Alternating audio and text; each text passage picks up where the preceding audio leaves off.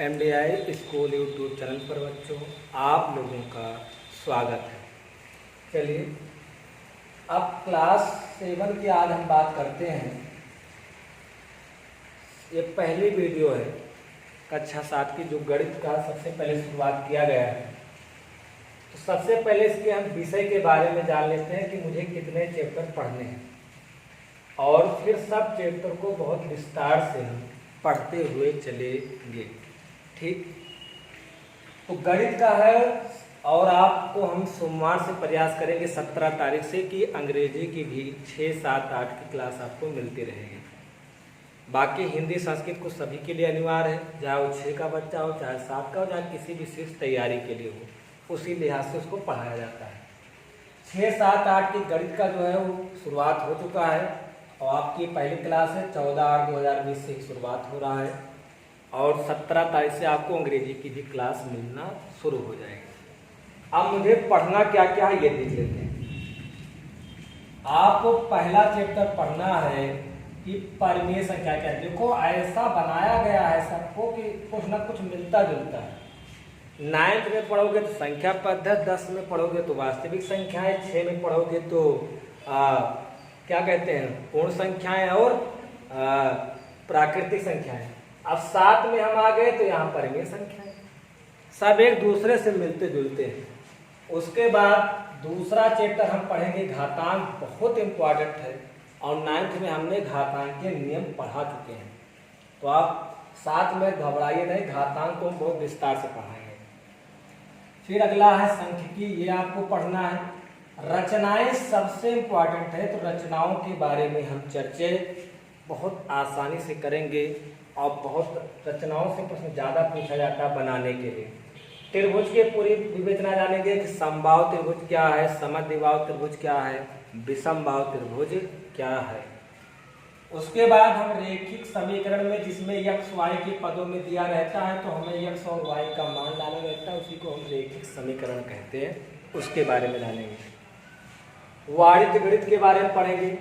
व्यंजकों का गुणनफल एवं सर्वसमीकाएं, तो व्यंजकों का गुणनफल एवं सर्वसमीकाएं, इसमें व्यंजक x और y के पद में दिए रहते हैं, उनके बीच हम मूल ज्ञात करेंगे। ठीक, और सबसे इंपॉर्टेंट आपको पढ़ना पड़ेगा गुणनखंड। अगर गुणनखंड यहाँ से आना शुरू हो जाए, क्लास 7 से अगर आप गुणनखंड निकालना सीख जाएंगे तो आपको हाई स्कूल में बहुत आसानी रहेगी और हम आसान तरीके से आपको गुणनखंड के बारे में बताएंगे। ये चैप्टर आपको पढ़ना है।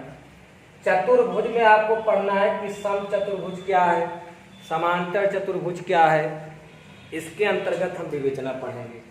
और वृत्त के अंतर्गत पढ़ेंगे कि व्यास क्या है, केंद्र किसे कहते हैं, जीवा किसे कहते हैं, परिधि किसे कहते हैं, ये सब हम वृत्त के अंतर्गत पढ़ेंगे। क्षेत्र मिति जिसको हम लोग मेंसुरेशन कहते हैं, इसमें हम आयत की लंबाई कि आयत का क्षेत्रफल बराबर क्या होता है, आयत की लंबाई, आयत की चौड़ाई, वर्ग का क्षेत्रफल, वर्ग की भुजा का मान, ठीक, और जैसे समलंब त्रिभुज, ये ऐसे कई प्रश्न इसमें से उठता है, इसके बारे में पढ़ेंगे। तो आपके क्लास 7 में कितने चैप्टर हैं हम काउंट कर दे रहे हैं। पहला चैप्टर आपका हो गया यानी नंबर 1, उसके बाद दूसरा हो जाएगा, तीसरा और चौथा और 5वां और 6ठा और 7वां।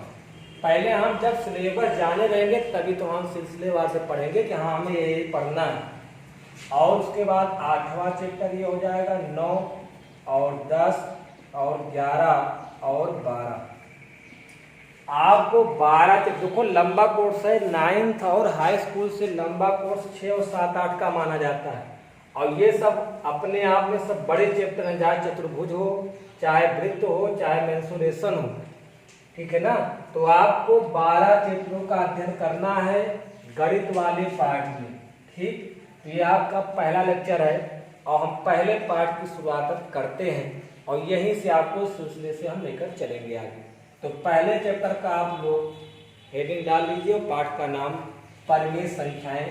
तो आज हम पहले चैप्टर की शुरुआत करते हैं, फिर आगे ऐसे ही हम बढ़ेंगे। आप चाहे तो एक बार इसका स्क्रीनशॉट ले लीजिए, इसी के अनुसार हम पढ़ाएंगे। आपको जब सिलेबस पता होगा और मैं एक एक चैप्टर लेकर चलूंगा तो आपको समझ में आएगा। जैसे अब आप सिलेबस अपने कॉपी में ऐसे उतार दीजिएगा।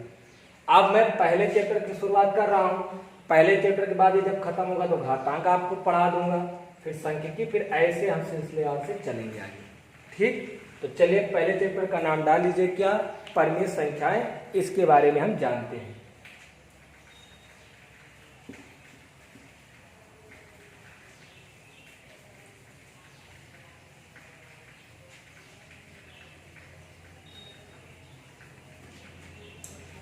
तो पाठ का नाम आप लिख लीजिए,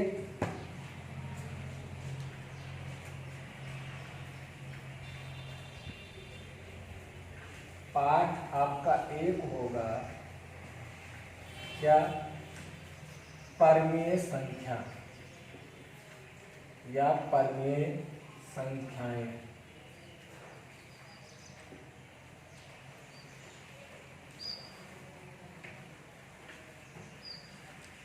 ठीक, पाठ एक परिमेय संख्या। चलिए अब इसमें हेडिंग हम शुरुआत से जानेंगे। तो पहली हेडिंग आप लोग लिख लीजिए, क्या? जीरो लेवल से चलेंगे तो वही सबसे पहले शुरुआत होगा कि प्राकृतिक संख्या क्या है। प्राकृतिक संख्या क्या है ये जानेंगे। तो प्राकृतिक संख्या क्या है, इसको अंग्रेजी में नेचुरल नंबर कहते हैं, इसलिए n बराबर लिखेंगे कितना? 1 2 3 4 5 इन्फिनाइट, अनंत।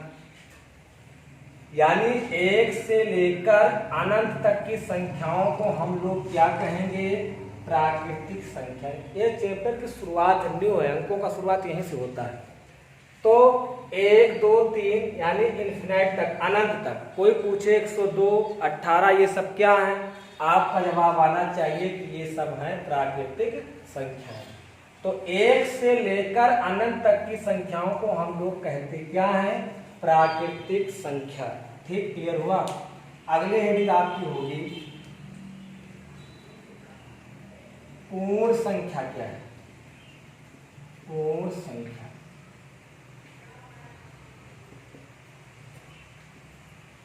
अब पूर्ण संख्या जब आपको जानना है, इसको अंग्रेजी में होल नंबर कहते हैं। W बराबर लिखेंगे क्या?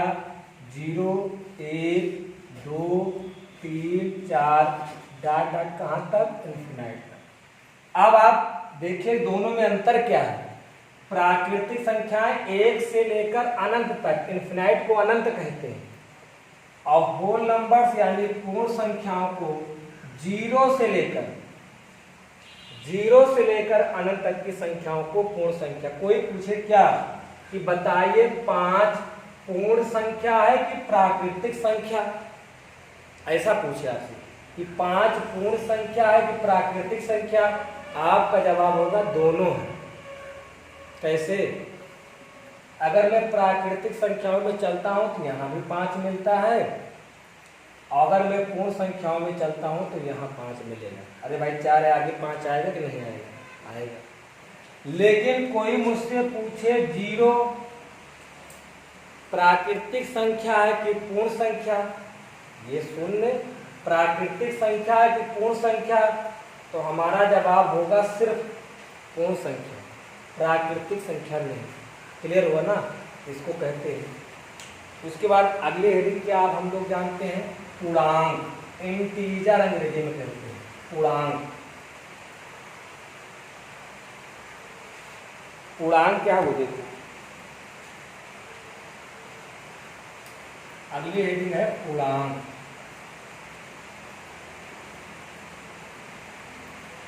पूर्णांक इंटीजर, जिसको आई से लिखेंगे। ठीक, इंटीजर।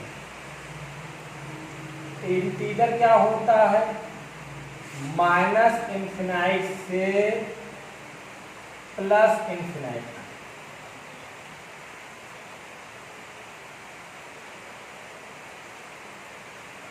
इसका मतलब क्या है? आज मत समझना, माइनस इंफिनाइट से प्लस इंफिनाइट तक तिरछा हमने लिखा। इंटीजर होता है माइनस इंफिनाइट से प्लस इंफिनाइट। कैसे? जैसे मैंने एक एग्जांपल लिखा कि -3 से +3 तक। आप देखेंगे कि मैंने वही सूत्र के अनुसार लिखा है। क्या लिखा है, ध्यान देखिए। यहाँ था -∞ से +∞ तक, हमने लिखा -3 से +3 तक। तो -3 से चलेंगे +3 तक। कैसे? -3, -2, -1, 0, 1, 2, 3, ये हो गया, ये है। इसी को हम लोग कहते हैं पूर्णांक। -3, -2, -1, 0, 1, 2, 3, इसी को हम लोग क्या कहते हैं, पूर्णांक, इंटीजर कहते हैं। और एक चीज जानना चाहो, जान सकते हैं, जो माइनस में संख्या दी गई है, -3, -2, -1, इसको हम लोग कहते हैं आई नेगेटिव, ऋणात्मक इंटीजर या ऋणात्मक पूर्णांक। और जो 1 से लेकर पॉजिटिव में दिया है, इसको हम लोग कहते हैं धनात्मक इंटीजर यानी धनात्मक पूर्णांक। इसको हम लोग कहेंगे धनात्मक पूर्णांक, और इसको हम लोग कहेंगे ऋणात्मक।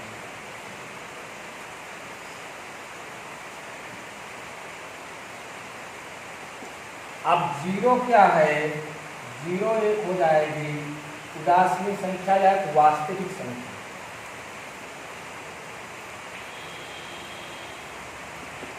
इसको ना तो ऋणात्मक में गिनेंगे 0 को, ना तो धनात्मक में। ठीक है ना। अगले हेडिंग पूर्णांक जानेंगे, ऋणात्मक, धनात्मक।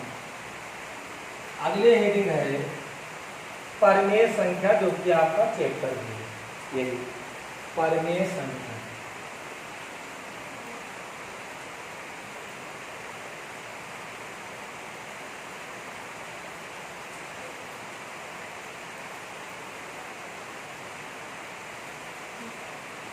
परिमेय संख्या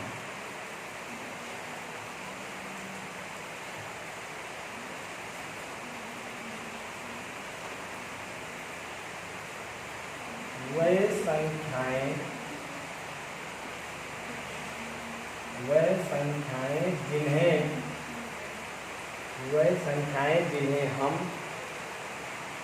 p/q अंश बटा हर, वह संख्याएं जिन्हें हम p/q यानी अंश बटा हर के रूप में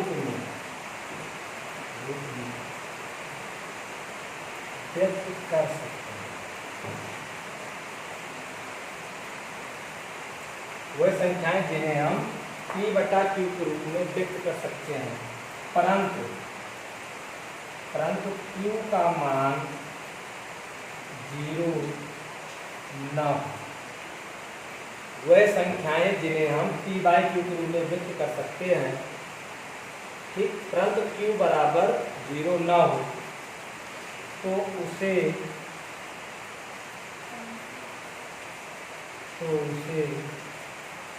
परिमेय संख्या कहते हैं।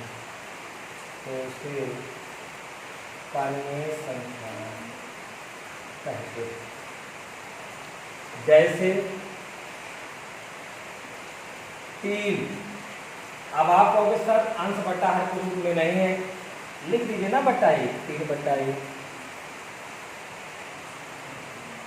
और 0, क्या 0 परिमेय संख्या है? तो आपका जवाब होगा हाँ, 0 के नीचे भी 1 लिख सकते हैं। 5/3, 7/5, 2/3 आदि, ये सब क्या हैं? परिमेय संख्याएं, यानी वह संख्याएं जिन्हें हम p/q के रूप में व्यक्त कर सकते हैं, परंतु q का मान 0 ना हो, तो उसे परिमेय संख्या कहते हैं। जैसे 3, 0, 5/3, 7/5, 2/3 आदि। तो आज यहीं तक। अगले वीडियो में हम इसको और आगे बढ़ाएंगे, और आप इसका अपना नोट्स बना लीजिएगा, चैप्टर लिख लीजिएगा, ठीक है ना। और आगे से हम परिमेय संख्या के बाद आप परिमेय संख्या जानेंगे, फिर आपके क्वेश्चन की ओर हम बढ़ेंगे, ठीक है ना। आज यहीं तक, बहुत बहुत